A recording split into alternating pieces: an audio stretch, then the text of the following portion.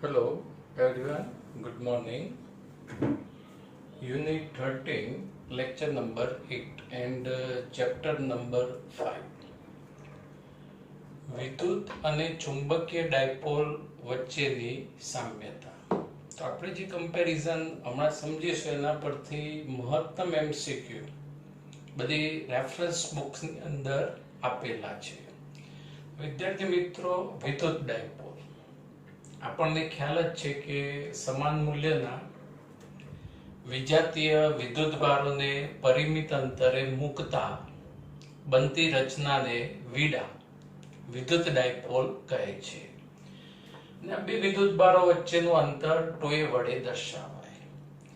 હવે magnetic dipole, બાર મેગ્નેટ્સ, ગજ્યો ચુંબક, અને આ ગજ્યા ચુંબકને આપણે મેગ્નેટિક ડાયપોલ કહી શકાય, રાઈટ?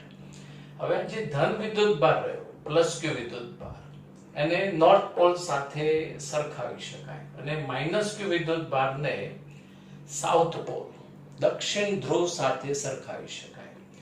જેમ વિદ્યુત ડાયપોલમાં બે વિદ્યુતભારો વચ્ચેનું અંતર 2a હોય, એમ અહીંયા નોર્થ પોલ અને સાઉથ પોલ વચ્ચેનું અંતર 2l વડે દર્શાવાય. અને વિદ્યુત ડાયપોલ મોમેન્ટની દિશા ઋણથી ધન હોય, એમ મેગ્નેટિક ડાયપોલ મોમેન્ટની દિશા s થી n તરફ હોય છે.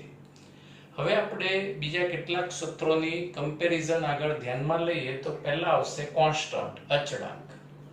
તો વિદ્યુત શાસ્ત્રમાં જે અચળાંક ઉપયોગમાં લેવાય છે વિદ્યાર્થી મિત્રો, એ કે આપણે કુલમના નિયમમાં સમપ્રમાણતાનો અચળાંક કે આવતો, k is equal to 1/4 pi epsilon naught. Epsilon naught શૂન્યાવકાશની પરમિટિવિટી. હવે ચુંબકીય શાસ્ત્રમાં કોન્સ્ટન્ટ જેવું પદ આવશે મ્યુ નોટ અપોન 4 પાઈ. એટલે અહીંયા અચળાંક વિદ્યુત શાસ્ત્રમાં કયો? કે ની જગ્યાએ શું લખાય? 1/4 પાઈ એપ્સાઇલોન 0. અને ચુંબકીય શાસ્ત્રમાં કોન્સ્ટન્ટ કયો? મ્યુ નોટ અપોન 4 પાઈ. મ્યુ નોટ એટલે ચુંબકીય ક્ષેત્રની પરમેબિલિટી, પારગમ્યતા, રાઈટ? પછી ક્ષેત્ર, તો વિદ્યુત ક્ષેત્ર સદિશ E. તો મેગ્નેટિક ડાયપોલ વડે જે ક્ષેત્ર ઉત્પન્ન થાય એ ચુંબકીય ક્ષેત્ર સદિશ B વડે દર્શાવાય. બળ, વિદ્યુતીય બળ સદિશ Fe is equal to Q સદિશ E. હવે વિદ્યાર્થી મિત્રો, મેગ્નેટિક ફોર્સ ચુંબકીય બળ સદિશ Fm is equal to, ખાસ સમજજો, વિદ્યુત ક્ષેત્ર સદિશ E ની જગ્યાએ સદિશ B, રાઈટ? હવે Q એટલે વિદ્યુતભારનું મૂલ્ય. તો વિદ્યુતભારના મૂલ્યની કમ્પેરિઝન મેગ્નેટિક ડાયપોલમાં થશે ધ્રુવમાન સાથે, અને ધ્રુવમાન P વડે દર્શાવાય. એટલે અહીંયા Q ની જગ્યાએ ધ્રુવમાન P, વિદ્યુત ક્ષેત્રની જગ્યાએ સદિશ B. સૂત્ર યાદ રાખવાનું, ચુંબકીય બળનું સૂત્ર જેમ વિદ્યુત ક્ષેત્રમાં બળનું સૂત્ર Q સદિશ E, એમ મેગ્નેટિક ડાયપોલમાં બળનું સૂત્ર P સદિશ B. ડાયપોલ મોમેન્ટ, હવે વિદ્યુત ડાયપોલ મોમેન્ટ સદિશ P ઇઝ ઇક્વલ ટુ કોઈ એક વિદ્યુતભારનું મૂલ્ય ગુણ્યા તેમની વચ્ચેનું અંતર Q ઇન્ટુ સદિશ 2a. તો મેગ્નેટિક ડાયપોલ મોમેન્ટ મેડામો સદિશ M ઇઝ ઇક્વલ ટુ ધ્રુવમાન P ઇન્ટુ સદિશ 2l. ડાયપોલ જે અક્ષ ઉપર સંપાત હોય એ જ અક્ષ પરના કોઈ બિંદુએ વિદ્યુત ક્ષેત્રનું સૂત્ર, ચેપ્ટર 1 ની અંદર થિયરીમાં સૂત્ર આપણે સાબિત કરેલું છે, 2kpr/r² - a² p કેપ. હવે મેગ્નેટિક ડાયપોલ જે અક્ષ ઉપર સંપાત હોય એ જ અક્ષ પર ચુંબકીય ક્ષેત્રનું સૂત્ર, એની સાબિતી આપણે થિયરીની અંદર નથી ભણ્યા, પણ એ કમ્પેરિઝન થી સૂત્ર આપણે તૈયાર કરી શકાય. પહેલા તો 2 એમ થાય, પાછા 2 ની જગ્યાએ કે બીજું ના લખતા, કેમ કે વિદ્યુત ક્ષેત્ર હોય, ચુંબકીય ક્ષેત્ર હોય, બે જ રહેવાના. કે ની જગ્યાએ બાળકો શું લખાશે? યસ, μ0/4 પાઈ. P વિદ્યુત ડાયપોલ મોમેન્ટ, એની જગ્યાએ શું આવશે? M ચુંબકીય ડાયપોલ મોમેન્ટ, R. હવે અહીંયા r સ્ક્વેર અંતર જે તે અક્ષ પરનું અંતર એ સ્ક્વેર 2l નો અડધો માપ, રાઈટ? તો અહીંયા 2l નો અડધો માપ l સ્ક્વેર નો હોલ સ્ક્વેર. અહીં p કેપ તો અહીંયા આવશે m કેપ. સમજાઈ ગયું? ઓકે. પછી r ગ્રેટર દેન a માટે, એટલે એ જ અક્ષ પરનું જે બિંદુ રહ્યું એ ખૂબ દૂર લઈએ તો r ની કમ્પેરમાં એ અવગણી શકાય. એટલે a સ્ક્વેર અવગણો એટલે r ની 4 ઘાત ઉપર r એટલે નીચે થઈ જાય r ક્યુબ. એટલે આ સૂત્ર થાય 2kp/r³ p કેપ. હવે જ રીતે 2m ના m r greater than l માટે 2 as it is k ની જગ્યાએ શું આવશે? ચલો બોલો ફટાફટ. μ0/4π p ની જગ્યાએ m r³ p કેપ ની જગ્યાએ m કેપ. હવે જ રીતે ડાયપોલની વિષુવ રેખા પર વિદ્યુત ક્ષેત્રનું સૂત્ર -kp/r² + a² 3/2 p કેપ. હવે અનુરૂપ મેગ્નેટિક ડાયપોલની વિષુવ રેખા પર ચુંબકીય ક્ષેત્રનું સૂત્ર સદિશ b - k ની જગ્યાએ μ0/4π p ની જગ્યાએ m અહીંયા bracket r² + l² 3/2. r greater than a માટે -kp/r³ p કેપ. અહીંયા a² અવગણતા એટલે r² 3/2 2 કટ એટલે અહીંયા r³ રાઈટ. સેમ અહીંયા સદિશ b = -μ0/4π m/r³ m cap, right. એટલે અહીંયા તમે આ વન સાઈડ ના સૂત્ર યાદ રાખશો.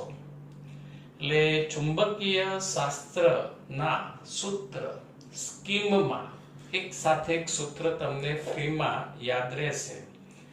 હવે ટોર્ક, સમાન વિદ્યુત ક્ષેત્રમાં ડાયપોલ પર લાગતા ટોર્કનું સૂત્ર સદિશ τ = સદિશ p × સદિશ e, રાઈટ.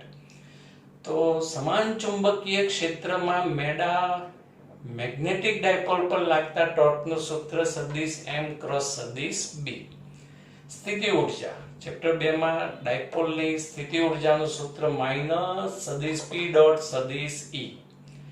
તો ચુંબકીય ડાયપોલ માટે સ્થિતિ ઊર્જાનું સૂત્ર -સદિશ m / સદિશ b. વિદ્યુત ડાયપોલ પર થતું કાર્ય W = Pe cos પ્રારંભિક ખૂણો - cos અંતિમ ખૂણો. તો ચુંબકીય ડાયપોલ માટે p ની જગ્યાએ m વિદ્યુત ક્ષેત્રની જગ્યાએ ચુંબકીય ક્ષેત્ર B mb બ્રેકેટ cos પ્રારંભિક ખૂણો - cos અંતિમ ખૂણો. આવર્તકાળ વિદ્યુત ક્ષેત્રમાં વિદ્યુત ડાયપોલને સહેજ ભ્રમણ આપી છોડી દઈએ તો એની દોલન ગતિના આવર્તકાળનું સૂત્ર T = 2π વર્ગમૂળમાં I/Pe. I જડત્વની ચાક માત્રા. તો મેગ્નેટિક ડાયપોલ માટે T = 2π √I/mb અને I મેગ્નેટિક ડાયપોલની જડત્વની ચાક માત્રા. હવે રિઝલ્ટ વિદ્યાર્થી મિત્રો, બે રિઝલ્ટ છે જે આપણે થિયરીમાં આવા કોઈ રિઝલ્ટની ડિસ્કશન નહોતી, પણ રેફરન્સ બુકોની અંદર આ રિઝલ્ટની એપ્લિકેશન પરના એમસીક્યુ આપ્યા છે. એટલે આ બંને રિઝલ્ટ તમારે ડાયરેક્ટ યાદ રાખવા પડશે. જો ચુંબકીય ધ્રુવો વચ્ચે ઉદ્ભવતું આકર્ષી કે અપાકર્ષી બળનું મૂલ્ય.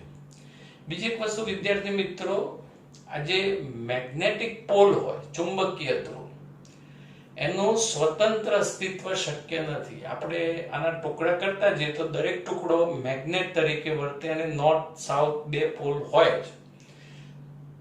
મેગ્નેટિક પોલનું સ્વતંત્ર અસ્તિત્વ શક્ય નથી, પણ અહીંયા બે ચુંબકીય ધ્રુવ P1 પોલ 1 અને પોલ 2 વચ્ચે ઉદ્ભવતું આકર્ષી કે અપાકર્ષી બળનું મૂલ્ય નોર્થ સાઉથ હોય તો આકર્ષી, નોર્થ નોર્થ સાઉથ સાઉથ હોય તો અપાકર્ષી. સૂત્ર સીધું જ યાદ રાખવાનું છે. F = μ0/4π P1 P2/r². અને જો વિદ્યાર્થી મિત્રો આ સૂત્ર તમે કુલમના નિયમ પરથી બી યાદ રાખી શકો. આપણે કુલમનો નિયમ શું છે? K Q1 Q2 upon R², right? હવે k ની જગ્યાએ શું લખી શકાય? અચળાંક μ0 upon 4π, રાઈટ? Q1 Q2 એટલે વિદ્યુતભાર ના મૂલ્ય, તેની જગ્યાએ શું આવશે? ધ્રુવમાન P1 ધ્રુવમાન P2 upon અંતરનો વર્ગ R², રાઈટ? સૂત્ર યાદ રહેશે. ઓકે, હવે નેક્સ્ટ સૂત્ર, સમાન અક્ષ પર, એક જ અક્ષ પર એકબીજાથી x અંતરે રહેલા નાના બાર મેગ્નેટ્સ, નાના ગજિયા ચુંબક વચ્ચે લાગતા બળનું મૂલ્ય. એક જ અક્ષ ઉપર બે ટૂંકા બાર મેગ્નેટ્સ મૂક્યા હોય તેમની વચ્ચે લાગતા બળનું મૂલ્ય F is equal to 3 μ0 upon 2π m1 m2 upon 4. એટલે અહીંયા 3 μ0 upon 2π m1 upon m2 x raised to 4, x અંતર આવશે. બીજું વિદ્યાર્થી મિત્રો, અહીંયા જો 2 વડે ગુણી દઈએ તો μ0 upon 4π, રાઈટ? તો અહીંયા 6 થઈ જાય. તો અમુક રેફરન્સ બુકમાં એ રીતે બી સૂત્ર આપ્યું છે, 6 μ0 upon 4π m1 m2 upon અંતરની 4 ઘાત. એટલે બેમાંથી એક રીતે સૂત્ર તમે યાદ રાખી શકો છો, 3 μ0 upon 2π m1 m2 એટલે બંને મેગ્નેટની મોમેન્ટનો ગુણાકાર, બંને મેગ્નેટની મેડામો મેગ્નેટિક ડાયપોલ મોમેન્ટનો ગુણાકાર અપોન x raised to 4 એટલે બંને મેગ્નેટના સેન્ટર ટુ સેન્ટર વચ્ચેનું અંતર x raised to 4. ચાલો હવે આ સૂત્ર પરના આધારિત કેટલાક MCQ ની આપણે પ્રેક્ટિસ કરીએ. MCQ નંબર 1, ચુંબકીય ધ્રુવમાનનો એકમ ખાલી જગ્યા. વિદ્યાર્થી મિત્રો, ચુંબકીય ધ્રુવમાનનો થિયરી પ્રમાણે એકમ થાય એમ્પિયર ઇન્ટુ મીટર.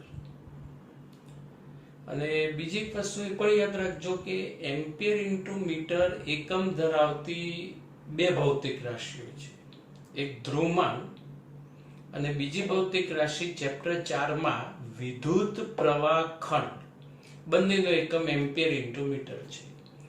પણ અહીંયા ઓપ્શનમાં એક પણ વિકલ્પ એમ્પિયર મીટર આપ્યું નથી. એટલે અહીંયા જે મેથડ આવશે એ ટ્રાય એન્ડ એરર મેથડ આવશે. અહીંયા જે ઓપ્શન આપે છે એમાં Q વિદ્યુત ભાર અને V વેગ આવશે. તો દરેક ઓપ્શનના એકમ મૂકી આપણે સાદું રૂપ આપવાનું અને આન્સર એમ્પિયર ઇન્ટુ મીટર આપવો જોઈએ. તો પહેલો જ ઓપ્શન લઈએ, QV એટલે વિદ્યુત ભારનો એકમ કુલમ, રાઈટ? અને વેગનો એકમ મીટર પર સેકન્ડ. હવે કુલમ વિદ્યુત ભાર એટલે આપણે ચેપ્ટર 3 ની અંદર પ્રવાહનું સૂત્ર તો યાદ છે, Q is equal to IT અથવા I is equal to Q by T. એટલે કુલમ્બની જગ્યાએ Q બરાબર IT, કુલમ્બની જગ્યાએ એમ્પિયર સેકન્ડ લખી શકાય. એટલે કુલમ્બની જગ્યાએ ampere second, metre per second, second cancel, ampere metre. તો આપણને પહેલા જ ઓપ્શનમાં ધ્રુવમાનનો એકમ વ્યાખ્યાયિત થઈ ગયો, એમ્પિયર ઇન્ટુ મીટર. એટલે આન્સર એ વિકલ્પ એનો સાચો આન્સર આવશે. જો અહીં આન્સર એમ્પિયર મીટર ના આવ્યો હોત તો પછી દરેક ઓપ્શન માટે આપણે આ રીતે એકમ મૂકી સાદુરૂપ આપવું પડત. આને ટ્રાય એન્ડ એરર મેથડ કહી શકાય. સેકન્ડ MCQ જે ઇમ્પેરિકલ રિલેશન છે, જે કોઈ પણ પ્રકારની સાબિતી વગર એ રિઝલ્ટ, એ રિલેશન તમારે યાદ રાખવાનો છે. ગજિયા ચુંબકની ભૌમિતિક લંબાઈ. તો વિદ્યાર્થી મિત્રો, આપણને એમ થાય કે જો કે બે લંબાઈ આપી છે, એમાં ભૌમિતિક લંબાઈ કોને કહેવાય? તો મેગ્નેટ્સના એન્ડ ટુ એન્ડ વચ્ચેનું જે અંતર રહ્યું એને ભૌમિતિક લંબાઈ કહેવાય, એન્ડ ટુ એન્ડ પોઈન્ટ વચ્ચેનું. અને ચુંબકીય લંબાઈ, મેગ્નેટિક લેન્થ, ચુંબકીય લંબાઈ એટલે મેગ્નેટ્સની અંદર જે નોર્થ પોલ અને સાઉથ પોલ રહ્યા એ એક્ઝેક્ટ એન્ડ પોઈન્ટ્સ ઉપર નથી હોતા, એ સહેજ અંદરની તરફ ગણવામાં આવે છે, સહેજ ઇનસાઇડ અંદરની તરફ ગણાય છે. એટલે એને મેગ્નેટિક લેન્થ LM વચ્ચેનો સંબંધ મેળવો. તો મેગ્નેટિક લેન્થ ચુંબકીય લંબાઈ LM is equal two 5/6 into ભૌમિતિક લંબાઈ. એટલે કે ચુંબકીય લંબાઈ ઓછી અને ભૌમિતિક લંબાઈ વધુ હોય છે. એટલે આ રીતે આ સંબંધ તમારે ડાયરેક્ટ યાદ રાખવો પડે. નેક્સ્ટ MCQ, 20 એમ્પિયર મીટર અને 15 એમ્પિયર મીટર ધ્રુવમાન ધરાવતા બે ચુંબકીય ધ્રુવોને 10 સેન્ટીમીટર દૂર મૂકવામાં આવે છે. તો કોઈ એક ધ્રુવ પર લાગતું બળ ખાલી જગ્યા 20 એમ્પિયર મીટર જેને ધ્રુવમાન P1 ગણો, 15 એમ્પિયર મીટર ધ્રુવમાન P2 ગણો, બંને વચ્ચેનું અંતર 10 સેમી અને લાગતું બળ કેટલું. તો વિદ્યાર્થી મિત્રો અહીંયા આન્સરમાં તમે એવું લખીને ના આવી જતા કે અમાર સાહેબે એવું કહ્યું છે કે ચુંબકીય ધ્રુવોનું સ્વતંત્ર અસ્તિત્વ શક્ય નથી અને આજે MCQ રહ્યો એમાં ચુંબકીય ધ્રુવોનું સ્વતંત્ર અસ્તિત્વ આપ્યું છે એટલે આનું સોલ્યુશન જવાબ આવી શકે નહીં, એવું લખતા નહીં. અહીંયા હમણાં જ આપણે બે ધ્રુવમાન વચ્ચે લાગતું બળ કુલમ્બના નિયમની મદદથી યાદ રાખવાનું કહેલું, રાઈટ? તો એ સૂત્રની મદદથી બળ શોધી શકાશે. F is equal to K μ0/4π Q1 Q2 P1 P2 upon R square. અહીંયા μ0 ની કિંમત 4π 10 - 7 P1 20 P2 15 4π અંતરનો વર્ગ 10 સેમી મીટરમાં કન્વર્ટ કરવા એનો સ્ક્વેર, રાઈટ? પછી સિમ્પ્લિફાય કરી દો એટલે બળ 3 × 10⁻³ ન્યૂટન આવશે. નેક્સ્ટ MCQ, ચુંબકની ચાક માત્રા magnetic dipole moment 0.1 ampere metre square છે, એમની કિંમત તેને 0.36 × 10⁻⁴ ટેસ્લાના સમાન ચુંબકીય ક્ષેત્રમાં મૂકતા B 0.36 × 10⁻⁴ ટેસ્લાના સમાન ચુંબકીય ક્ષેત્રમાં મૂકતા તેના દરેક ધ્રુવ પર લાગતું બળ 1.44 × 10⁻⁴ ન્યૂટન છે. બળ F ની કિંમત. તો ચુંબકના બંને ધ્રુવો વચ્ચેનું અંતર કેટલું હશે? ચુંબકના બંને ધ્રુવો વચ્ચેનું અંતર એટલે 2L ઇઝ ઇક્વલ ટુ કિંમત આપણે શોધવાની. તો જો પહેલા વિદ્યાર્થી મિત્રો આપણી પાસે જે ઇન્ફોર્મેશન રહી એ ઇન્ફોર્મેશનમાં તમારે વિચારવાનું કે શેના સૂત્રમાં આ અંતર 2L આવશે. તો તરત તમને સૂત્ર યાદ આવશે કે મોમેન્ટ ઇઝ ઇક્વલ ટુ ધ્રુવમાન ગુણ્યા લંબાઈ. હમણાં જ આપણે લિસ્ટમાં સૂત્ર જોયું P × 2L. 2L ને કરતા બનાવી દઈએ તો 2L is equal two MP M/P. P ધ્રુવમાન આપણે જાણતા નથી તો ધ્રુવમાનની કિંમત કોઈક રીતે શોધવી પડે. તો અહીંયા બળ F આપ્યું છે, ચુંબકીય ક્ષેત્ર B આપ્યું છે, રાઈટ? તો F બરાબર QE પરથી સૂત્ર કયું આવશે? F is equal two PB અને P ને કરતા બનાવો એટલે P is equal two F/B. F ની કિંમત 1.44 × 10⁻⁴ અને B ચુંબકીય ક્ષેત્રનું મૂલ્ય 0.36 × 10⁻⁴ કેન્સલ અને અહીંયા ધ્રુવમાન is equal to 4 ampere metre simplify આવશે. હવે તમે આ સમીકરણની અંદર M ડાયપોલ મોમેન્ટ 0.1 અને P ધ્રુવમાન 4 અને અહીંયા સાદુરૂપ આપી દો. ઉપર નીચે 25 વડે ગુણી દો એટલે નીચે 25 ચોક 100 અને ઉપર 25 × 0.1 એટલે 2.5 ભાગ્યા 100 એટલે 0.025 મીટર. પણ ઓપ્શન શેમાં કહ્યું છે? સેન્ટીમીટરમાં. એટલે ગુણ્યા 100 કરતો 100 એટલે 2N અને S વચ્ચેનું અંતર 2.5 સેન્ટીમીટર. હવે નેક્સ્ટ MCQ માં વિદ્યાર્થી મિત્રો આ રીતે બે 12 મેગ્નેટ્સ આપેલી ગજિયા ચુંબક. અહીં સાઉથ નોર્થ. પછી આની મેગ્નેટિક મોમેન્ટ m છે અને આ જે મેગ્નેટ પડું થઈ રહ્યો છે એની મેગ્નેટિક મોમેન્ટ 2m છે. તો આ તંત્રની પરિણામી મેગ્નેટિક ડાયપોલ મોમેન્ટ કેટલી હશે? હવે વિદ્યાર્થી મિત્રો, તમને એક વસ્તુ યાદ હોવી જોઈએ કે મેગ્નેટિક ડાયપોલ મોમેન્ટની દિશા કઈ? મેગ્નેટિક ડાયપોલ મોમેન્ટની દિશા કઈ? તો તમે આ રીતે યાદ રાખજો. વિદ્યુત ડાયપોલ મોમેન્ટ ચેપ્ટર 1, એમાં વિદ્યુત ડાયપોલ મોમેન્ટની દિશા ઋણ વિદ્યુતભારથી ધન વિદ્યુતભાર તરફની. ધન વિદ્યુતભાર શેની સાથે કમ્પેર થાય? નોર્થ પોલ સાથે. એટલે ધન વિદ્યુતભાર એવું વિચારજો દિલ્હીમાં છે, જ્યાં હાલ બહુ પરિસ્થિતિ બહુ ખરાબ છે દિલ્હીમાં. ત્યાં નોર્થ પોલ એટલે કે પ્લસ ક્યુ વિદ્યુતભાર અને માઇનસ ક્યુ વિદ્યુતભાર સાઉથ સાથે સરખાવી શકાય. એટલે વિદ્યુત ડાયપોલ મોમેન્ટની દિશા કઈ? ઋણથી ધન. તો મેગ્નેટિક ડાયપોલ મોમેન્ટની દિશા કઈ આવશે? S થી N, દક્ષિણથી ઉત્તર તરફ. અર્થાત દવ યાદ રાખજો, દવ દક્ષિણથી ઉત્તર. એટલે અહીંયા પ્રથમ ચુંબકના મોમેન્ટની દિશા S થી N આ રીતે આવશે, રાઈટ? અને બીજા મેગ્નેટમાં બી આ રીતે S અહીંયા જ આપ્યું છે, એટલે એની દિશા પણ આ રીતે S થી N આવશે. એટલે બંને મોમેન્ટ વચ્ચેનો ખૂણો કેટલો બનશે? 60 ડિગ્રી.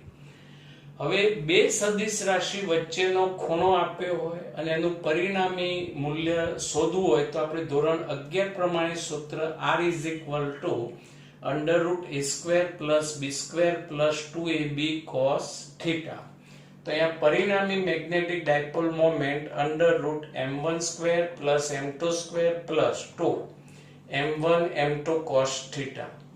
m1 ની જગ્યાએ m, m2 ની જગ્યાએ 2m નો વર્ગ 4m². અહીંયા 2m, m2 ની જગ્યાએ 2m અને ખૂણો cos 60 ડિગ્રી. cos 60 ની વેલ્યુ 1/2. અહીંયા m² + 4m² એટલે 5m². અહીંયા 4m² * 1/2 અને સિમ્પ્લિફાય આનું આવશે √7m². √7m આનો આન્સર થયો. બાકીના MCQ ની ડિસ્કશન નેક્સ્ટ લેક્ચરની અંદર કરીશું. Thank you. Have a nice day.